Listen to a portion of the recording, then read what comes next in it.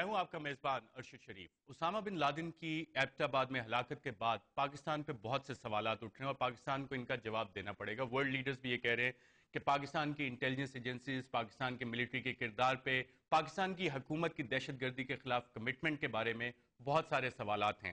اور Bruce riddle جو president Obama کے ایڈوائزر بھی ہیں اور اسامہ بن لادن کے اسپیشلسٹ بھی ہیں، انہوں نے اپنی کتاب دی سرچ فار القاعدہ میں لکھا ہے in this hot house of terror bin Laden, Zawahiri and Omar are lurking and planning their next attacks on the United States. Osama bin Laden تو مارا گیا، لیکن احمد الزواری اور ملا عمر شاید پاکستان میں ہی ہیں، اور اس کے بارے میں انٹرنیشنلی بھی بہت سارے سوالات اٹھ رہے ہیں کہ یہ لوگ کہاں ہیں اور پاکستان ان کے بارے میں کیا کر رہا ہے۔ ان سوالات کا جواب دینے کے لیے پاکستان میں آج عسکری اور سیاسی قیادت جو ہمیں بتایا جا رہا ہے ان کی ملاقاتیں ہوئیں، جس میں کہ ہماری اطلاعات کے مطابق دفتر خارجہ، پاکستان کی وزارت دفاع اور سینسٹیو سیکیورٹی ایجنسیز کے اہلکار موجود تھے۔ اور اس کے بعد دفتر خارجہ نے ایک بیان جاری کیا جس میں کہا کہ پاکستان کی سیاسی اور عسکری قیادت کو امریکہ نے جو 2 مئی کو اسامہ بن لادن کے خلاف آپریشن کیا اس کے بارے میں قطعی کوئی معلومات نہیں تھی۔ تاہم پاکستان کی انٹیلیجنس ایجنسی ISI 2003 سے انٹیلیجنس ایجنسیز القاعدہ اپنی انٹیلیجنس انفارمیشن القاعدہ کے بارے میں شیئر کر رہی ہے، اور 2004 میں ایبٹ آباد سے کے متعلق ایک ہائی ویلیو ٹارگٹ کے بارے میں بھی اطلاعات دی تھی۔ اور جہاں تک یہ اسپیسیفک کمپاؤنڈ کا تعلق ہے جہاں پہ آپریشن کیا گیا، پاکستان کی ISI CIA کے ساتھ اور دوسری انٹیلیجنس ایجنسیز کے ساتھ 2009 سے اس کمپاؤنڈ کے بارے میں انٹیلیجنس اطلاعات شیئر کر رہی تھیں، اور یہ اطلاعات بھی دی تھی کہ یہاں پہ کچھ فارنرز ہیں جو ایبٹ آباد کی سراؤنڈنگ میں، اور مڈ اپریل 2011 تک یہ اطلاعات کا تبادلہ ہوتا رہا ہے ڈفرینٹ انٹیلیجنس ایجنسیز کے درمیان، فرینڈلی انٹیلیجنس ایجنسیز اور CIA کے ساتھ۔ اس کے ساتھ ساتھ دفتر خارجہ کے اور جو بیان سرکاری طور پہ جاری ہوئے اس میں کہا گیا ہے کہ امریکی ہیلی کاپٹرز پاکستان کی سرزمین پہ بغیر پاکستان کی اجازت کے داخل ہوئے اور بلائنڈ سپاٹس ہوتے ہیں ریڈار کوریج میں ہلی ایریا میں، اس کا فائدہ اٹھاتے ہوئے وہاں تک پہنچے۔ اور اس کے بعد nap of the earth flying techniques ہے، اس کے بارے میں بھی ہم بات کریں گے جس کا ذکر کیا گیا جس کی وجہ سے ہم لوگ ڈیٹیکٹ نہیں کر سکے۔ تاہم دفتر خارجہ نے کہا ہے کہ جب یہ انفارمیشن ہمیں ملی تو پاکستان کی فضائیہ نے اپنے جیٹس جو ہیں ود ان منٹس ان کو اسکریمبل کیا، انہیں تیار کیا، اور اس کا اعتراف وائٹ ہاؤس کے ایڈوائزر جان برینن نے بھی کیا ہے، جنہوں نے کہا ہے کہ ہم نے پاکستان کے ساتھ رابطہ نہیں کیا، اور ہمیں یہ خدشہ تھا کہ شاید پاکستانی ان ایسٹس کے پیچھے آئیں گے، ان ہیلی کاپٹرز کے پیچھے، لیکن ایسا نہیں۔ Thank fully there was no engagement with Pakistani forces. اور اس کے بعد روایتی طور پہ ڈیپ کنسرنز ایکسپریس کیے ہیں، ریزرویشنز ایکسپریس کی ہیں، جو کہ پارلیمنٹ بھی ہماری ریزولوشنز دیتی رہی ہے، اور ایک دفعہ پھر انہوں نے کہا ہے کہ جس طرح سے یہ آپریشن ہوا پاکستان کو بغیر اطلاع دیے، پاکستان کی آتھرائزیشن کے بغیر، اس پہ ڈیپ ریزرویشنز ہیں، اور اس طرح کا پریسیڈنٹ کسی اور اسٹیٹ کے لیے اور نہ یونائٹڈ اسٹیٹس کے لیے آئندہ کے لیے قائم ہوگا۔ ہمارے نمائندے فیصل رضا خان ہمارے ساتھ موجود ہیں۔ فیصل، آج ٹرائلیٹرل میٹنگ تھی، وہاں پہ دفتر خارجہ کے سیکریٹری، ان کے کیا خیالات تھے؟ اگر اسامہ بن لادن کا وہاں پہ ذکر آیا تو کیا فرمایا انہوں نے؟ جی ارشد، میں آپ کو بتاتا چلوں کہ آج سہ فریقی مذاکرات تھے پاکستان، امریکہ اور افغانستان کے مابین، اور یہ مشاورتی اجلاس تھا بنیادی طور پر جس میں ڈیسائیڈ کیا جانا تھا کہ جب وزارتی اجلاس ہوگا تو کیا ایجنڈا ہوگا۔ لیکن اسامہ بن لادن کے حوالے سے خصوصاً جو بات چیت ہوئی، جب ان سے سوال کیا گیا کہ اسامہ بن لادن کی موت ہوئی یا نہیں ہوئی، اور اگر ہوئی تو یہ آپریشن جو ہے وہ امریکی اسپیشل فورسز نے کیوں کیا، پاکستانی فورسز نے کیوں نہیں کیا، اور پھر پاکستان کی سالمیت اور خود مختاری کہاں گئی، انہوں نے بڑا مفصل سا اور بڑا نارمل سا جواب دیا جیسا کچھ ہوا ہی نہیں۔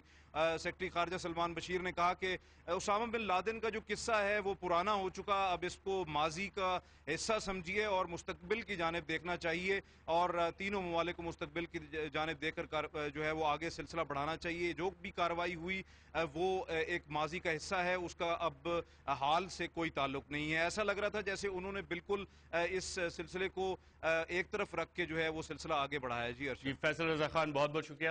ناظرین، ہم آپ کو یہاں یہ بھی بتاتے چلیں کہ بن لادن کی ایک لاسٹ ول سامنے آئی ہے، ایک کویتی اخبار الانبا نے وہ شائع کی ہے، اور اس کے بعد گارڈین اخبار نے بھی اس خبر کو اٹھایا ہے، اور اس کے مطابق یہ کہا جا رہا ہے کہ بن لادن نے جو ول 14 دسمبر 2001 جس پہ تاریخ ہے 3 مہینے بعد 9/11 اٹیک کے، اس میں اپنے بچوں کو یہ تاکید کی ہے کہ وہ القاعدہ کو جوائن نہ کریں، اور ساتھ ساتھ اپنی وائفز کو بھی کہا ہے کہ وہ دوبارہ شادی نہ کریں. لیکن اس کی اوتھینٹسٹی کے بارے میں الانباء اخبار نے کچھ نہیں بتایا کہ انہوں نے یہ ول کہاں سے حاصل کی یا اس کو اوتھینٹیکیٹ کس طرح کیا. اور آپ ہماری اسکرین پہ یہ ول دیکھ سکتے ہیں. اس ول کے آخر میں جا کے کچھ سگنیچر ہے جس کو کہا جا رہا ہے کہ اسامہ بن لادن ہی کا سگنیچر ہے، اور اس ول میں انہوں نے اپنے بچوں کو تاکید کی ہے کہ وہ القاعدہ جوائن نہ کریں. اور ساتھ ساتھ یہ بھی ان کو کہا ہے، اس ول میں کہا گیا ہے کہ انہیں اس بات پہ افسوس ہے کہ جہاد میں ڈیوٹیز کی وجہ سے وہ اپنے بچوں کے ساتھ زیادہ ٹائم سرو نہیں کر سکے.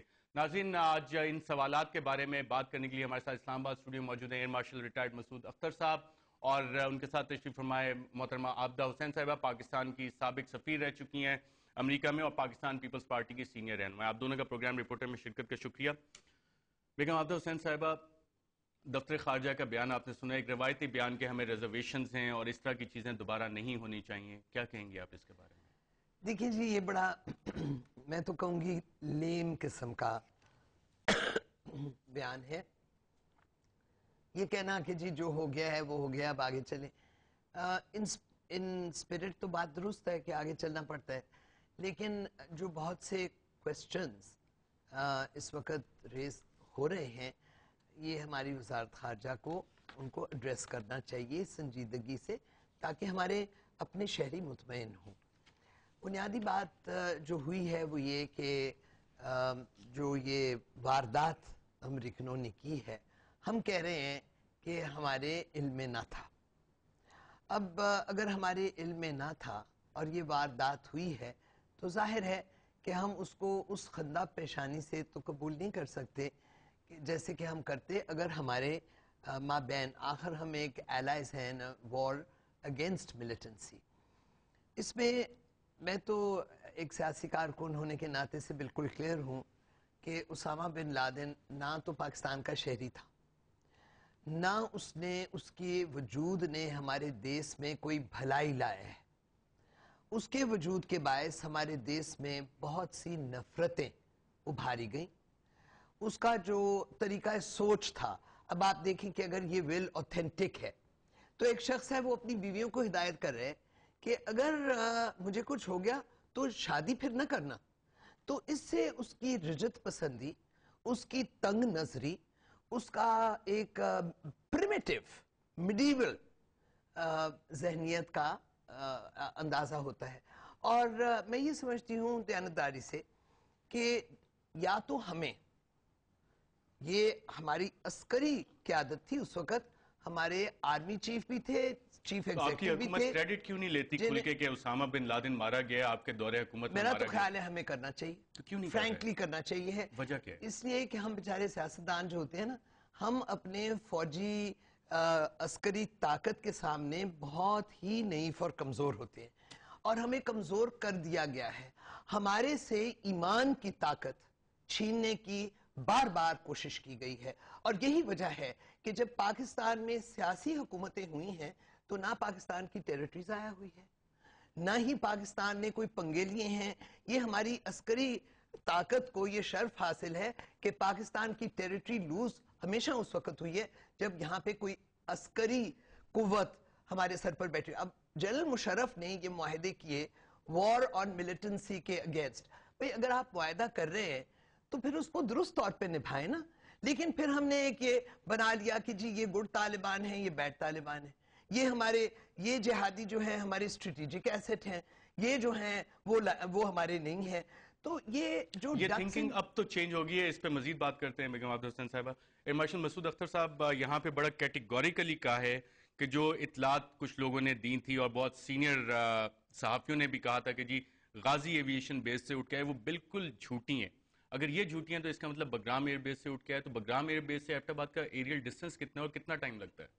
میرے خیال میں تقریباً 150 سے 200 کلومیٹر میکسیمم ہو سکتا ہے. اور اگر ہیلی کاپٹر کی فلائنگ سپیڈ سے آتے ہیں تو 45 منٹ کے آس پاس آنا، 45 منٹ کے آس پاس جانا، اور 40 منٹ وہاں پہ آپریشن، 45 45 90، اور تقریباً 2 گھنٹے 10 منٹ کا ٹائم پاکستان کی ایئر سپیس میں یہ موجود ہے. لیکن جو میں چیز ہائی لائٹ کرنا چاہتا ہوں ارشد آپ کو، کہ امریکی جو فورس آئی ہے اس کے بارے میں انٹرنیٹ کے اوپر وہ کبھی بھی جو ہمارے نیٹ کے اوپر اور جو خبریں پاکستانی میڈیا پہ آ رہی ہیں کہ 4 خالی ہیلی کاپٹر تھے، ایک اس طرح کی پریسائز آپریشن کے لیے خالی 4 ہیلی کاپٹر وہ نہیں بھیجیں گے. کچھ نیٹ کے اوپر خبریں یہ بھی آئی ہیں کہ ایک AC-130 جو کہ ایک بہت پوٹنٹ گن شپ C-130 جہاز ہے، وہ بھی سٹینڈ بائی تھا کہ اگر کسی وقت کوئی ضرورت پڑتی ہے سپریسنگ فائر کی، جو کہ ہائی کوالٹی سپریسنگ فائر ہے، تو وہ بھی اویلیبل ہونا چاہیے. اور مے بی کہ اگر پاک فضائیہ یہاں سے ریئیکٹ کرتی ہے، جو کہ مجھے بڑا فخر ہے پاک فضائیہ پہ کہ یہ تھوڑی سی عزت سادات ہماری رہ گئی کہ کم از کم ایئر بورن تو ہوئے.